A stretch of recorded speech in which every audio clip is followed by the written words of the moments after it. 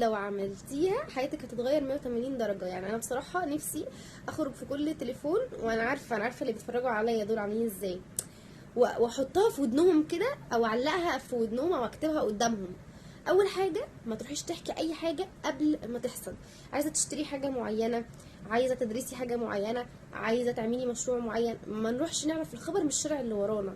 لا، احنا نستنى لما حاجه تحصل، وبعد كده نبقى عادي. ابقي لما تاخدي خطوه فيه وتحققي الحاجه دي بقوليها عادي جدا.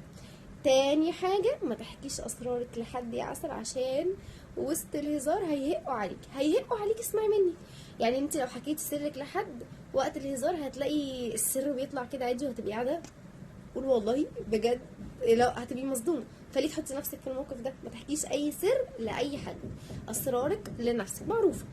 تالت حاجة بقى، لو ما شفتيش الفيديو اللي جنب المثلث ده اللي تحت الفيديو ده على طول، انتي هيفوتك كتير، لان هو ان شاء الله هيغير فكرتك عن الدعاء وهيقربك لربنا. فروحي شوفيه على طول.